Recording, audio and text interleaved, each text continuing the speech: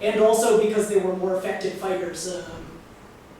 North Americans and Western Europeans had much higher rates. A recent study on American and Canadian fighters in the International Journal for De-Radicalization found that up to 40%, 40 to 50% of American and Canadians had died. I would say in terms of the Georgian fighters, if we take the 27 count and use it with the highest possible estimate of 200 longitudinally, that this is around the global average. That's about 13%. Obviously it can vary if it's less than that or more than that or things like that, but in general it doesn't tend to have the same kind of rate as you would see in Western Europe or the United States or Canada, for example. And that shows that several Georgians, as we know, have ascended to leadership ranks within jihadist organizations in Syria and Iraq, and thus are insulated from combat situations to some extent. It also shows their kind of value to some extent, a little more so than other groups of fighters. Although we can note from this chart here that as coalition airstrikes have been increasing, as Russian airstrikes have been increasing, the foreign fighter death rate has increased significantly. This is by yearly rates, so by first half and second half of the year. They died, and overall the trend appears to be pointing upwards. The second trend is what I'll refer to as the Punkisi effect. What I mean by this is 22 out of the 27 fighters were from the Punkisi region. That's 82% shown in the chart. There's been a load of media focus on Punkisi, and this has a good side and it has a bad side. The good side is that in response to the international attention towards Punkisi, there's access to international aid funding, interest by NGOs, interest by international actors, and some of those actors have been intent on funding more local news sources that are, in general, very good about reporting in terms of a fashion that is more amenable to locals, or one that takes into account their needs more than kind of international media does.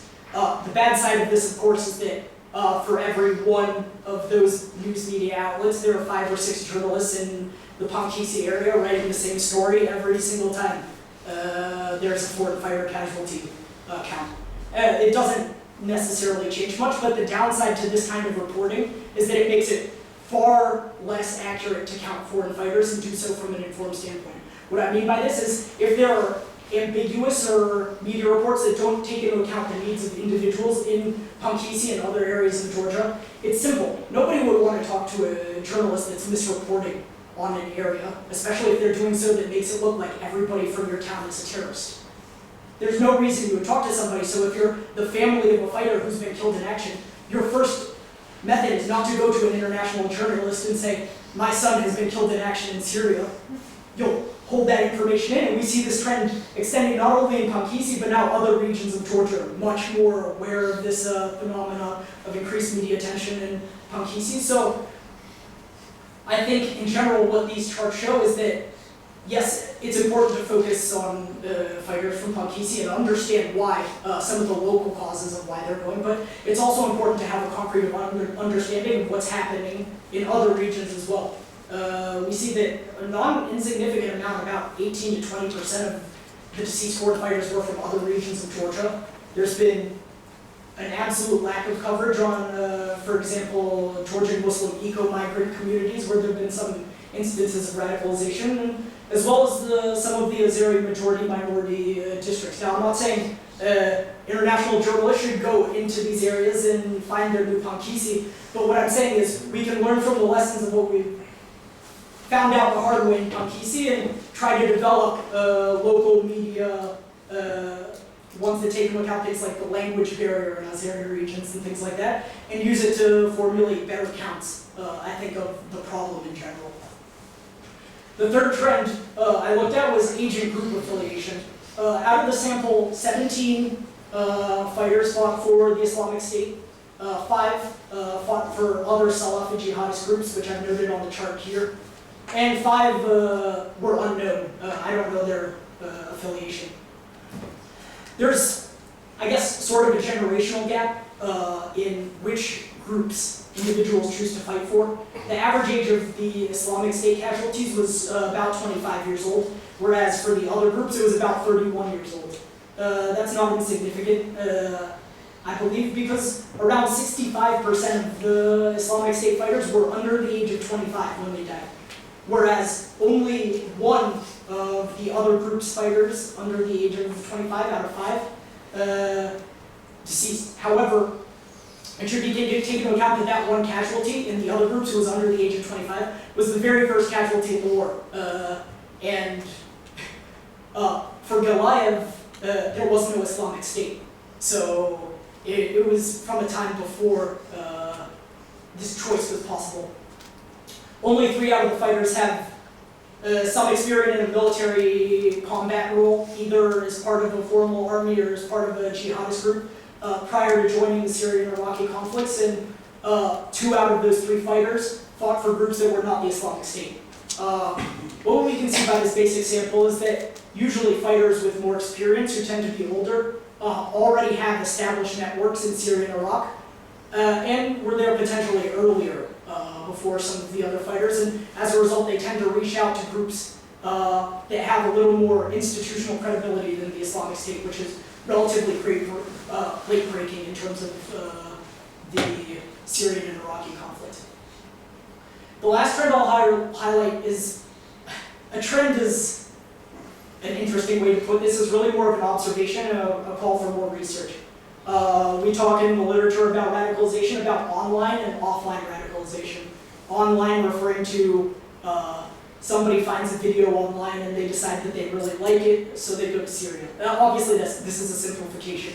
But what I mean by this is people who primarily use online sources to determine their participation versus offline radicalization, whereas individuals via an echo chamber that's provided by their families, people they know, their friends, people they come into contact with, decide that becoming a foreign fighter is the right decision for them. In most cases, when I was working on American foreign fighters for the program on extremism, we found this the same thing, and it's more so, I think, in Georgia, that offline radicalization is more important, I think, for determining participation in conflict than online radicalization. In 12 of the 27 cases, fighters had family members who were also participating in Syria and Iraq. Sometimes their family members came before and then convinced the other one to go. Sometimes they traveled as families to Syria and Iraq. In 18 of the cases, the fighter lived in a different country, a third country, for a significant period of time before traveling to Syria and Iraq. The most common out of all these countries is Turkey. There's a significant diaspora of various Georgian Muslim populations in Turkey. And several of the fighters profiled lived there for some period of time. However, some also lived in the West in countries like France, Finland, Austria, and so on. But combining this kind of migration, external migration, with a focus on fighters who experience internal migration, which is a relatively prevalent phenomenon within Georgia, I believe that in terms of radicalization, there needs to be more research on how migration factors in identity, loss of land, the identity conflict of moving to a new place, things like this, how that can affect the radicalization process. Because currently these two bases of literature are disconnected from one another. There's a large quantity of research currently in Georgia about migration and migration processes. There's some on radicalization, but I think to bridge the gap would be a very interesting intellectual pursuit for the future. This is all I have for my presentation. Please let me know any questions, comments, or suggestions. As well, I put my email up on the screen, so if you have any additional questions that I'm unable to get to, you can feel free to send me an email. And once again, thank you so much for attending the lecture.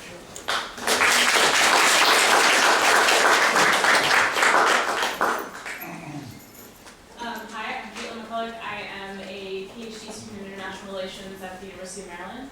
It was super interesting. I hadn't ever seen sort of direct profiles.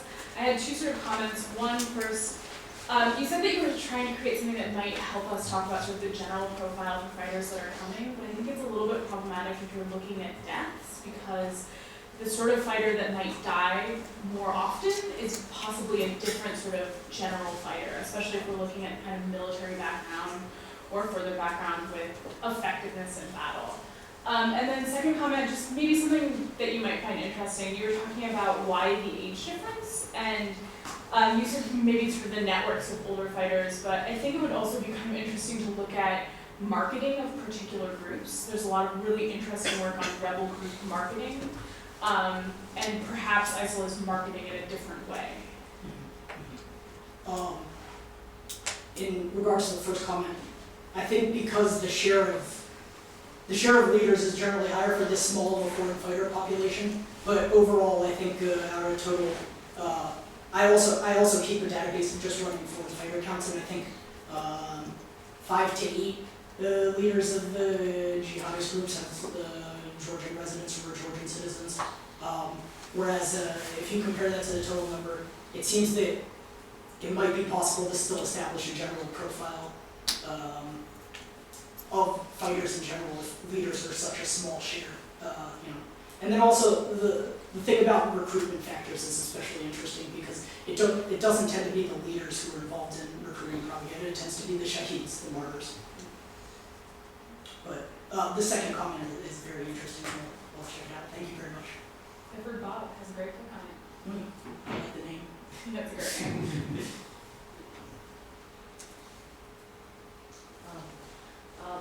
I noticed that in those profiles, couple of them had like educational background, maybe not graduates, but still they had studied at universities. So if you just generally look at all of them that from your sample, whether they have the background in education or at least equal access to higher education, what role it plays in their lives or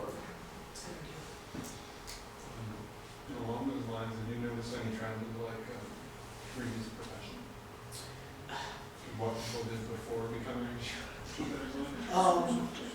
I haven't looked in this case specifically. I know off the top of my head, and this also regards the educational background, some did have some level of secondary education or were involved, but I think of the people who were employed, I mean, in some cases they're so young that they were either currently university students or not at university age yet. Some were unemployed, some were doing subsistence kind of activities, but some also have an educational profile. But I know in general there was a study conducted of not just foreign fighters. I don't think it was foreign fighters at all. I actually believe it was members of Al-Qaeda, and it showed that they, on balance, were overwhelmingly more educated, overwhelmingly involved in science and technology positions as well. So it would be interesting to see if that holds up here. There are a few Azeris there, as we know, majority of Azeris are Shia. How somehow can tell us a little bit about the religious background? Yeah. It should be noted, Karajala is the only, I believe, the only Sunni, majority Sunni Azeri village. But do you have any Shia? I believe so, but I can't verify it. Like, for example, the other Azeris in my sample are from a different area, but it's unclear to tell because usually, hold on. I'll say two things. Usually, in order to become a fighter for these Salafi jihadist groups, first, not a conversion, but a switch in the way that you think about Islam is required. In terms of participation in Shia foreign fighter groups in Syria and Iraq, like fighting on behalf of Iranian Revolutionary Guard or fighting on behalf of Hezbollah or one of these groups, I don't have any instances of this occurring. And one of my colleagues actually does work in Azerbaijan as well on foreign fighter recruitment, and he hasn't noticed anything either in regards to Azeri Shias from Azerbaijan participating in Shia militant groups. So. This comment about Shia Sunni population of Georgia, or other population. And Azerbaijan, I think that it's around 75% Shias among Azeri population, And in Georgia it's quite different because I think it's 50-50. Something like that in Georgia. It's one cannot assume, from my point of view, it's very correct to speak about Salafist jihadists, because it's not the same. Not the same. Of course, there are Salafists among jihadists, but all Salafists, and it's jihadists. It's also complicated. And one remark also, it's about the migration of Georgia. Began from, not from 18th century, but from 1830s. First time Tianeti. Okay. It's not very interesting for me. I should say in regards to Salafi jihadism, I know this is a complicated subject. I tend to go by a paper that's written on the anatomy of the Salafi movement. Very interesting book of Olivier Roy, just published. Yes. About this. Yes. I prefer a piece called Anatomy of the Salafi Movement, I believe by Hedgehammer. He divides the Salafi movement into, with hyphens obviously, Salafi quietists, Salafi politicos, Salafi jihadists. So that's the term. Even in Georgia it's complicated in Pakistan villages. Salafis who support the Islamic State and Salafis who I also should comment that due to the lack of formal education about Islam during the Soviet period, it would be reasonable to expect that some individuals, especially not ones who have training in religious education, would even comprehend the difference of Sunni, Shia, Salafi, or, so. So I have just a curiosity. These fighters, they come from different countries. What language do they speak between themselves? Because they don't all speak standard Arabic. And the second question was, do you know if any of these foreign fighters who come from, for example, from Western Europe, do you know if they had asylum in the countries where they come from? Because I know the Chechens, very often they received asylum in France and Finland. Do you know if any of these fighters were actually received by these Western countries on asylum claims? For the first question, I think it's a very good question because it's one that the Islamic State has not figured out yet. How to deal with all these groups speaking different languages, but in general they tend to organize themselves into battalions based off their geographic region. Jaish al-Muhajirin al-Ansar and other groups were formed like this because all the Russian speakers needed to be in one place, so if they were in a battle, for example, and needed to communicate something over the radio, they could talk and understand each other. I mean, in some countries there are so few foreign fighters that they can't necessarily form a battalion, but even people talk about Russian-speaking foreign fighters in terms of the whole thing, but even now there's a battalion, I think, that is exclusively Georgian-speaking within the Islamic State, which is an interesting development. In terms of the second question about IDP status, I'm not exactly sure. I know in a couple cases the fighters were living in Georgia and just immigrated to the West. Some, who I'm not so sure about, had IDP status in Georgia. These are Chechen refugees. But I don't know if when they went to third country, because I think there was one incident where there was a Chechen refugee living in the Pankisi Gorge, and then he migrated to France, for example. He was living in Strasbourg. But I don't know whether he had IDP status in France or not. But Republicans are IDP Is there No, it's a refugee status. Oh, yeah, not IDP, sorry. I'm refugee mixing up that. Yeah, just refugee status. Excuse me, I'm sorry. There were some from in Austria, two brothers who were killed. So they came from Georgia to Chechnya because the marriage was between the Kist and Chechen, and the father took the boys. And then they went to Austria, received the IDP status there, and filed it in Syria, and both died. They were from Pankisi. Yeah, this case was, I think, closer to earlier on, and it was well publicized. I think it still is. I think they still, when the journalists come to do their main media story, they still include the story. I have two questions. Sorry, my next one's recorded. Two questions slightly adjacent to your topic. First, with the Azerbaijanis, you would think that in some ways the recruitment pattern indeed runs through kind of Azerbaijani communities, so that they're Georgian residents, but the way that they kind of engage with that through language, etc., more likely is going to be through Azerbaijan. And so I was wondering whether you could comment a little bit about what's going on, because it's been a concern that maybe with the Georgian dream sometimes being a little more removed from day-to-day kind of concerns of the Azerbaijani community, or stronger cleavages, some people might say, that this might become more of a trend there. Second question is, again, a little bit adjacent, but you had talked about online recruitment, and I just was wondering a little bit about what you had seen there and how those patterns had evolved over time. Now, some of that's probably familiar, but the switch to Telegram, etc., away from Twitter, but I'm just curious about what struck you from what you saw there.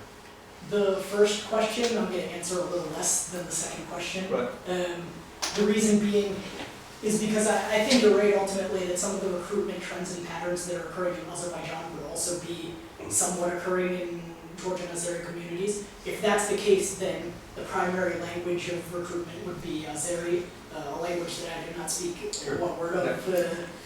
Hard to analyze from that standpoint, but from what I know, Azeri Georgians are the largest Muslim population in Georgia, and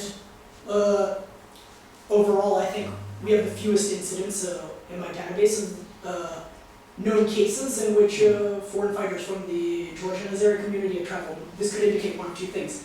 One, what I just said before about how I don't speak Azeri and I'm missing most cases that occur. Or like something that I talked before, like communities are reluctant to divulge information to journalists or things like that.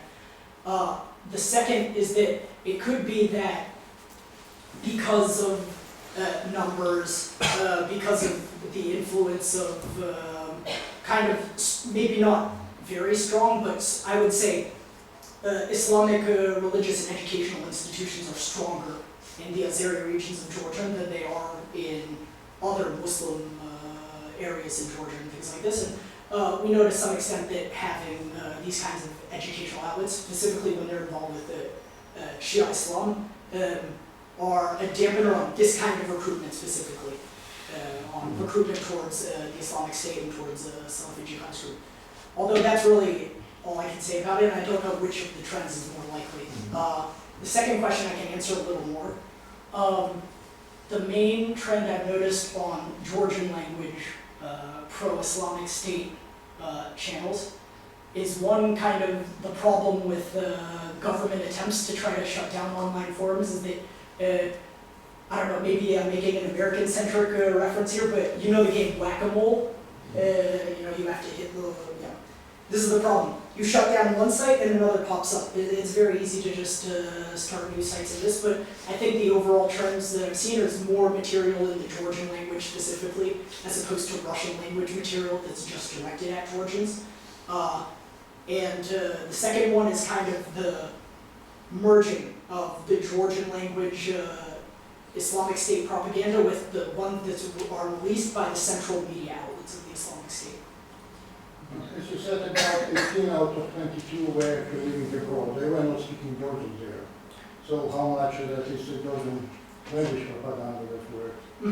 I believe that the Georgian language propaganda would, well, I mean, they could still understand the language, correct? So even if they're not speaking Georgian, maybe they see something online, they're still in communication with the people in Georgia, and presumably if they were involved in those kinds of circles, Georgians who were in Syria. So if they were following the Telegram channel and they can understand Georgian, yes, it could still be a viable means of recruitment. Probably the majority live in Turkey, as I understand, so, and they do speak Turkish. So either the Georgian language or the Russian language, whichever language is, if you speak a language in the world, there's some form of likely, It just came to my mind if you try when these Georgian language websites appeared generally, because in 2012 I think nobody talked about it and 13, but lately it came to agenda. So if you can trace when it became actual to make a Georgian language website. I think 2012, 2013, kind of the earlier stages, there was material directed at Georgia, but it was in Russian, and it was run mostly by people from Chechnya and Dagestan, or from the North Caucasus in general. I would say sometime around 2014, a specific Georgian Islamic State supporter released a video on YouTube threatening Georgia on a personal channel, and then websites started, they released a few official videos, Islamic State in the Georgian language, and then it picked up from there, I guess. And what is your considerations about Viber words, sometimes called like this because videos are usually spread by Viber? Do you consider that it's also an important factor or not, or personal communication? I think it has less to do with the specific website and more with the content on the website, if this makes sense. Like, I know there was, this is not a Georgian example, this is an American example. American government partnered with Twitter and Google to remove accounts, block accounts of Islamic State supporters, and this is kind of the cause for why many then moved to Telegram, Viber, or WhatsApp. So if you shut down a platform, or if a platform no longer is relevant, then you move on to the next platform. This is linked to the comments sort of about websites becoming bigger. Have the recruitment tactics changed over time? Has the profile of the Georgian fighter that's coming out changed over time? Because I would assume that earlier ones might be more social network linked, as like personal social network linked, as opposed to sort of propaganda or YouTube video linked. I can't say for sure, but I don't think there's been a change in terms of, I still believe most fighters, whether they were in Syria a long time ago or now, mostly are recruited via personal networks. There are small communities.